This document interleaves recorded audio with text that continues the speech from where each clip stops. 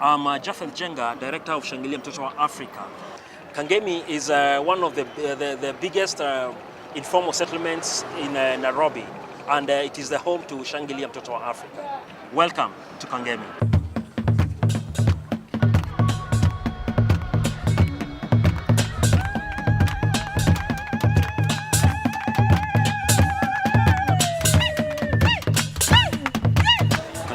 Basically has a population of about 300,000 people, and as you can see, the streets are always heavily congested. Fiti mambo, salama, hey.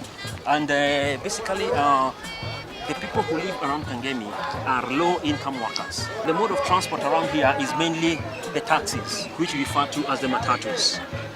Life in Kengemi is not easy because there's a lot of insecurity. There's a lot of petty thefts around. There's quite a bit of child prostitution at night.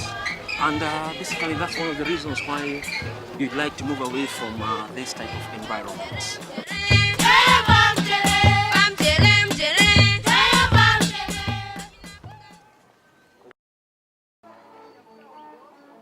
Welcome to Shangilia Mtoto Wa Afrika.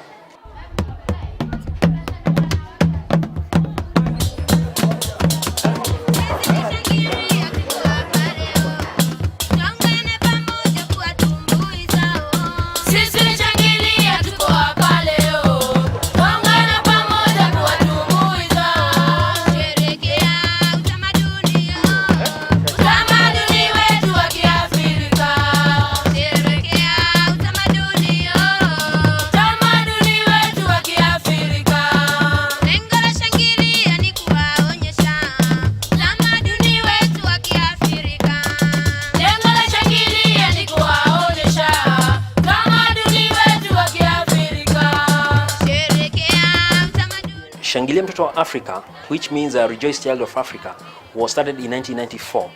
It was started as a street children theater by the late Kenyan actress Anne Wanjugu. Initially, she started the institution just as a rehearsal point for street children who would come from the streets and rehearse outside the church compound once a week, and then they go back to the streets. With time, a good Samaritan came forward and offered to pay rent for these children. Within the same year of 1994, these buildings were identified and the children moved in here under the directorship of Anne Wanjugu. With time, Shangilia has grown from the initial 45 children from the streets to the present 231 children. We are still in the same premises where we were in 1994. And we have expanded, not just being a performing arts center, but right now we have a school and a home for the children. Under the school, we have from baby class all the way to primary 5, which is in-house. And then under the home, we have the kitchen, we have the clinic, and we also have the stores for the clothes. One of the main reasons that Shangilia chose to be situated in Kengemi is because of its vicinity from Nairobi, and also the fact that the security around this area is not as bad as the other low-cost areas. And at the same time, Kengemi in itself has a relatively high level of hygiene compared to the other slums. I mean, there are toilets as opposed to the other slums where there are no toilets at all. Basically, the infrastructure is well defined. The roads are there. Despite the fact that the people living around are also low-cost earners, I mean low-income earners, it still offers a much better place compared to the other slums. Going backwards, most of the parents of these children actually come from the other slums. Therefore, when they are in Kengemi, they are in a much better place compared to where they would be if they were at home.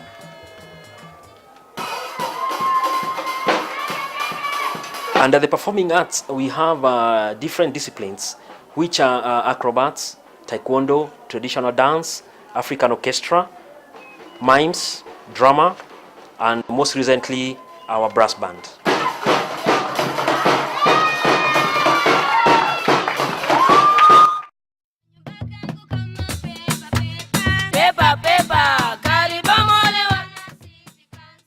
This is the boys' dormitory.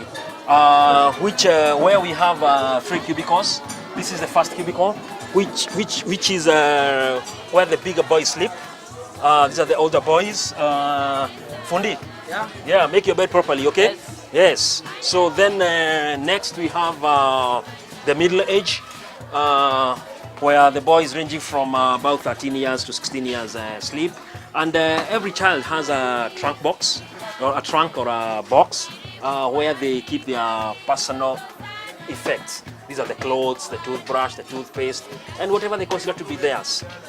Then over here we have the cubicle for the smaller boys, where we have the mattresses covered with Rexine, because quite a number of them are wet beds.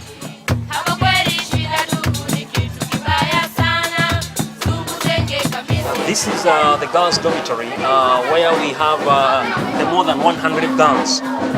This is the first cubicle, where the bigger girls stay. And as you can see, it's the same phenomenon as on the other side, where we have to maximize on the space going up. So then over here we have the middle age. Excuse me, Machi. This is for the middle age, but where we mix them with the bigger girls who take care of them at night. They have them settle down, and if a child needs to use the bathroom, the bigger ones will help them do that. Then over here we have the cubicle for the smaller children. These are the small girls. Yeah, the beautiful ones are right here. Okay, and it's still the same phenomenon where we maximize on space going up. Well, initially, when Shangilia began, children were sleeping on the floors. It was only in 2003 when we decided that we should actually convert some of the classrooms into dormitories. Because what was happening initially was that the same rooms that they are using as dormitories are the same rooms that we are using during the day as classrooms. Come morning, we would remove all the beddings and put them on the rooftop. Some of them are drying out there because some of the kids wet their beds. But in 2003, we decided we have to reserve the 3 rooms, the 3 cubicles for the boys, and there are 3 cubicles for the girls. So, and because of space, we had to make triple deckers. And even in those triple deckers, we are still short of some beds. We still cannot fit all the kids on the beds. So in fact, we are forced to have some of the kids share beds, which is not acceptable at all.